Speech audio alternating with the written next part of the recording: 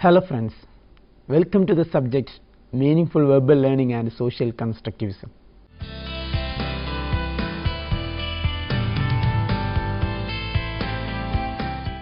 Meaningful Verbal Learning. I hope you remember from the first part that there are two forms of constructivism, psychological or individual and social. In this session, we are going to discuss the topic social constructivism. In the category psychological constructivism, you have learned about the theories of Piaget and Brunner. Another important theory which comes under psychological constructivism is the meaningful verbal learning of Osbel. Before discussing the social constructivism, we can have a discussion on the theory of meaningful verbal learning elucidated by David P. Osbel. David Osbel is an American-born cognitive psychologist who first introduced his assimilation learning theory in 1962.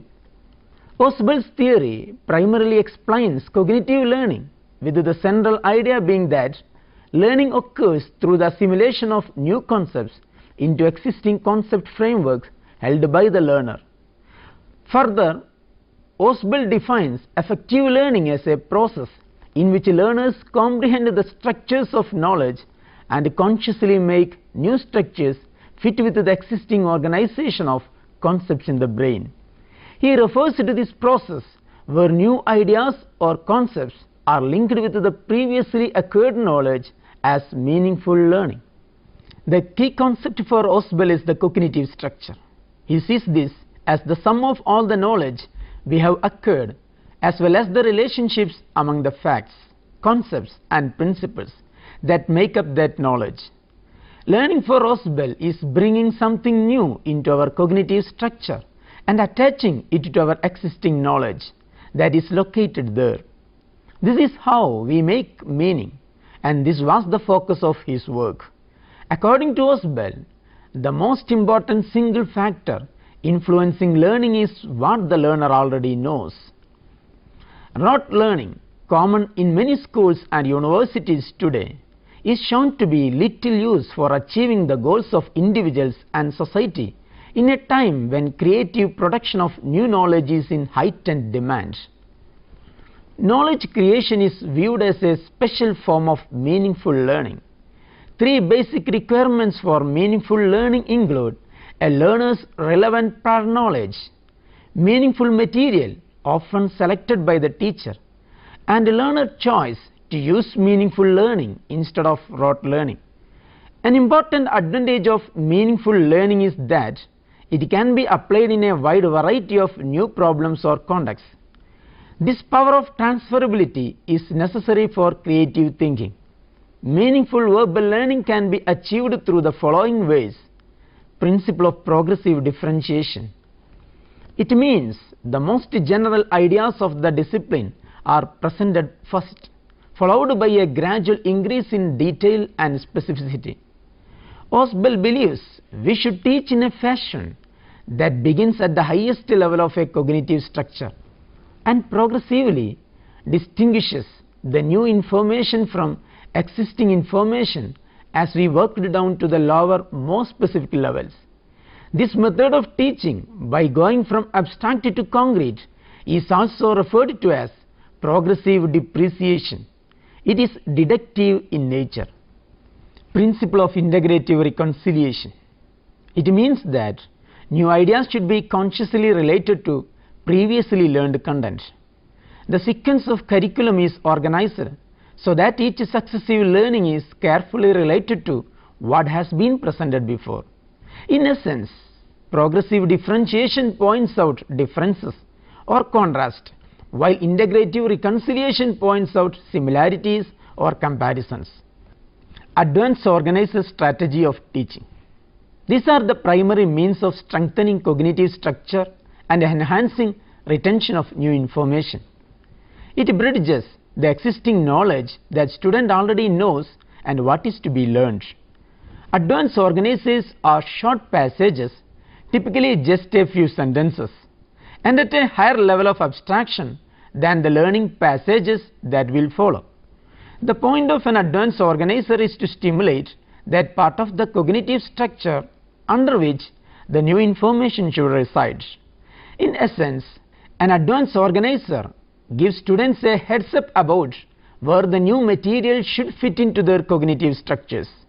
An advanced organizer is not an objective because it does not indicate what the student will learn, nor what she or he will be able to do after they have completed the instruction. An advanced organizer is also not a summary or overview presented at the beginning, because an advanced organizer does not contain the same information in the body of the text that follows. Now we will see the theory of Vygotsky, which comes under social constructivism. Social constructivism. There have been ongoing calls for constructivist teaching based on the constructivist views of learning during the past decade. The reason of such advocacy is as a result of search for better ways of teaching and learning, because both researchers and teachers have noted persistent shortfalls in learning across all ages and grades. Here is a quote worth thinking about. Being a teacher, your duty is not to create a little walking library, but your duty is to help learner to learn how to learn. The ideology behind this statement is not a new one. Years before, Albert Einstein, world's greatest physicist of all the times, had stood in favor of this. He says, "I never teach my pupils. I only attempt to provide the conditions in which they can learn." The researchers in the field of science education have given much importance to the learner's prior knowledge. What already exists in the learner's cognitive structure has a great influence on the mastery of new concepts. This is the principle of constructivist learning theory. What separates humans from animals? What separates advanced societies from primitive societies? What separates advanced cognition from basic cognition? That is what makes us intelligent and smart.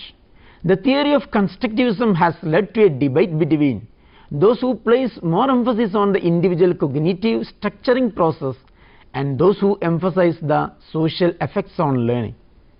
Social constructivism is a theory developed by Russian psychologist Lev Semyonovich Vygotsky. Vygotsky's theory is very similar to Piaget's assumptions about how children learn, but he places more emphasis on the social context of learning. Now let us look the life sketch of Vygotsky.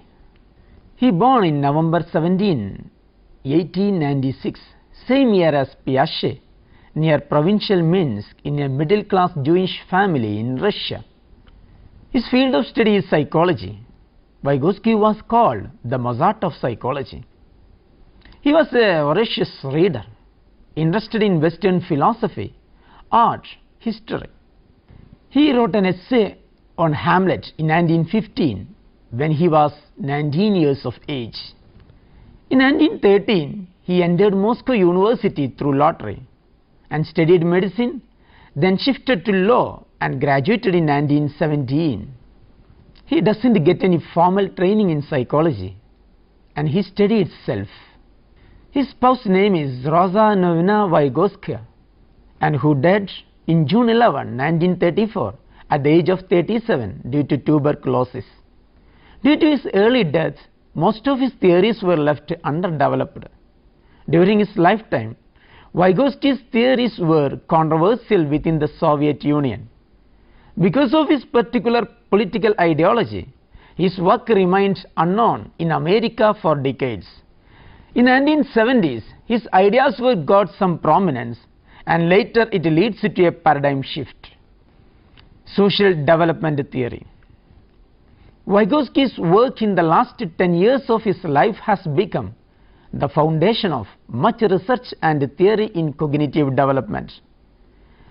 The overview of social development theory is as follows. Social interaction plays a fundamental role in the development of cognition. Children could perform tasks at a higher level than working alone. Biological and cultural developments do not occur in isolation.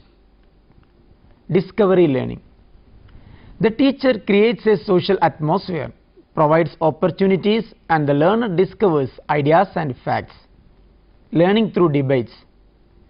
Here debate doesn't mean arguing but sharing of ideas among the groups.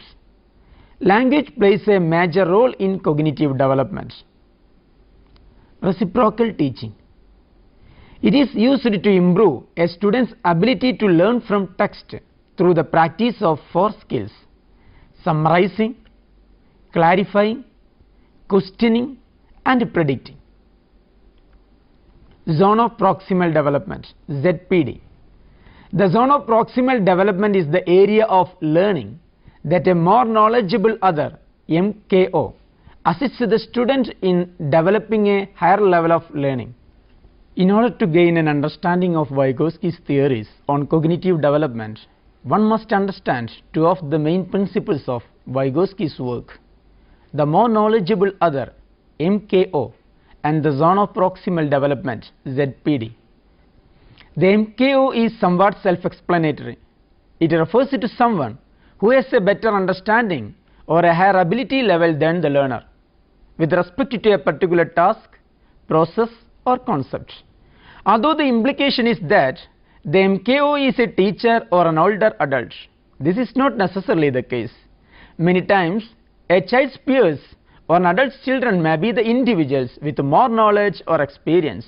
In fact, the MKO need not be a person at all. Some companies, to support employees in their learning process, are now using electronic performance support systems. Electronic tutors have also been used in educational settings to facilitate and guide students through the learning process. The key to MKO is that they must have more knowledge about the topic being learned than the learner does. The cognitive development of an individual takes place at 3 zones. First one is zone of actual development. Here the individual learns the things on his own pace. Second one is zone of proximal development, ZPD. Here the individual attains vast cognitive development by interacting with the peers and guided by the teacher. Third one is zone of potential development. It is the maximum development one can aspire for, which could be attained if the ZPD is effectively handled. Vygotsky describes it as the distance between the actual development level as determined by independent problem solving and the level of potential development as determined through problem solving under adult guidance or in collaboration with more capable peers. Scaffolding. Teacher provides hints, tips, clues, examples and asks questions to inspire the group members to think in the right way. Thereby, they can complete the task assigned to them fruitfully. The goal of the educator is for the student to become an independent learner and problem solver. Vygotsky defines scaffolding instruction as the role of teachers and others in supporting the learner's development and providing support structures to get to that next stage or level.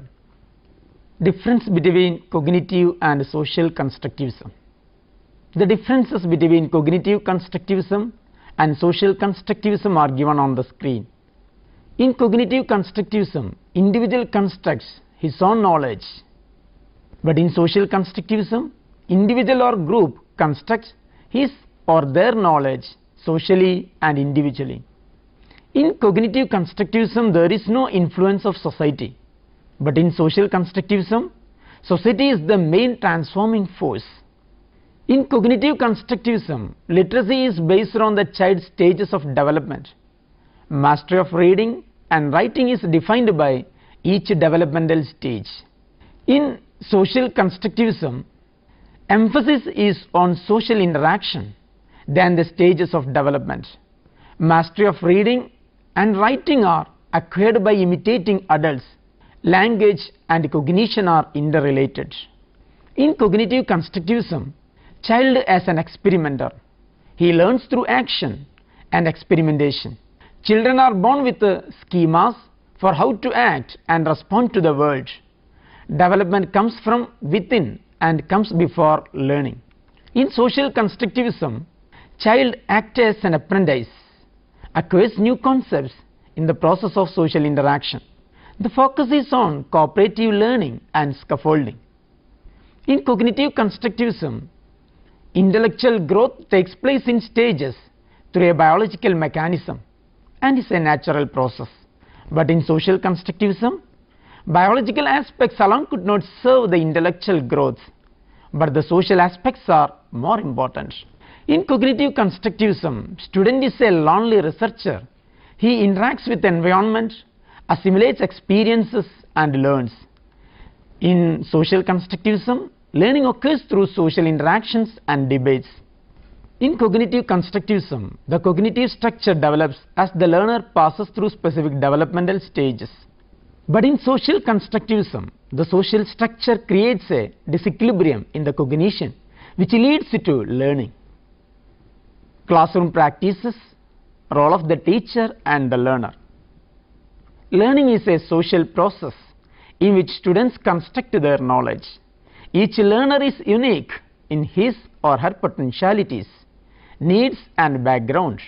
Social constructivism encourages the learner to arrive at his or her perception. Each one perceives the things in a different way, all of which are valued. Teacher. Now let us discuss the role of the teacher. Teacher provides a plenty of opportunities for pupils to express their ideas, whether in small groups or in a whole class setting. For this, a democratic atmosphere has to be ensured in the classroom. Teachers must be able to channelize the abundance of energy possessed by children. For that, they must have a thorough practical knowledge on child psychology. For the program to be successful, teacher must have the patience to listen to the ideas shared by his or her children. The teacher plays a diverse roles that change minute by minute. He or she acts as a facilitator, scaffolder, co-learner, democratic leader, creator, planner, etc. The theory of social constructivism can be applied in the classroom in several ways.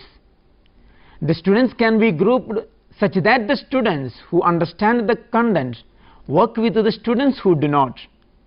Students of different readiness levels will work together in groups when they do discovery activities such as problem-based learning activities.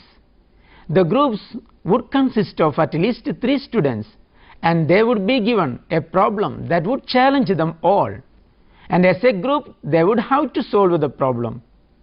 Learning is a process of enculturation. Vygotsky says, human learning presupposes a specific social nature and a process by which children grow into the intellectual life of those around them. The classroom arrangement is very important as far as social constructivism is concerned. The desk should be arranged in clusters, and a workspace must be there for peer instruction, experimentation, discussion, etc. Areas like reference corner, reading corner, information corner, classroom library, etc. should set up in the classroom itself. Students are arranged in different groups with a group leader and a group name. The number of members may vary based on the activities. Grouping can be done by different grouping techniques. Students get an assurance about their prior knowledge when they answer to the questions raised by the teacher. Students become puzzled or curious to know the reason or to identify information behind the task. Teacher has to motivate the child's interest in the task and break the task into manageable steps. Every one of them thinks about it individually. Now they get the feel of a problematic situation. After that, they start discussing it in their group with the teacher as their co-learner. Each group presents its perceptions and findings. All expressions are valued and concluded. More activities can be done depending on the time factor and content availability. Every child has to take up the follow-up activities. Now let us summarize what we have discussed in this session. Vygotsky awakes our eyes to powerful role of culture and community in learning. His theory presents the radical idea that our much thought and intelligence is really not our own. It is the product of history and culture. The mental tools of our culture are what make us smart. We acquire these mental tools best through meaningful participation in authentic social activities. The ZPD describes how we learn from others as we participate in social activity. The work of Lev Vygotsky and other developmental psychologists has become the foundation of much research and theory in developmental cognition over the past several decades, particularly of what has become known as social development theory. Vygotsky's theories stress the fundamental role of social interaction in the development of cognition, as he believed strongly that community plays a central role in the process of making meaning. Unlike Piaget's notion that children's development must necessarily precede their learning, Vygotsky argued learning is a necessary and universal aspect of the process of developing culturally organized, specifically human, psychological function. In other words, social learning tends to precede development. Now there are a few assignments for you to work out. Restructure a behaviorist learning of a topic into a constructivist format. Second one, make multiple lesson plans on behaviorism and constructivism on a single topic based on different approaches to experience the difference in outlooks. Third one, create an imaginary case study of a teacher trainee doing things wrongly in the constructivist classroom and list the precautions and suggestions to correct the trainee. Fourth one, list a topic each from 8th standard and 9th standard biology textbook and formulate issue-based learning situations. Fifth one, make a comparison on the role of the teacher in a behaviorist classroom and a constructivist classroom. Now for your further study, I can suggest some references. First one is The Moral Judgment of the Child, written by J. Piaget and M. Gabain, published by K. Paul Trench, Trubner and Company Limited, 1932. Second is Methods and Techniques of Teaching, written by S. K. Kochar, published by Sterling Publishers Private Limited in 2003. Third is Model of Science Teaching, written by Sharma Jagadish, published by Raj Publishing House, Jaipur in 2006.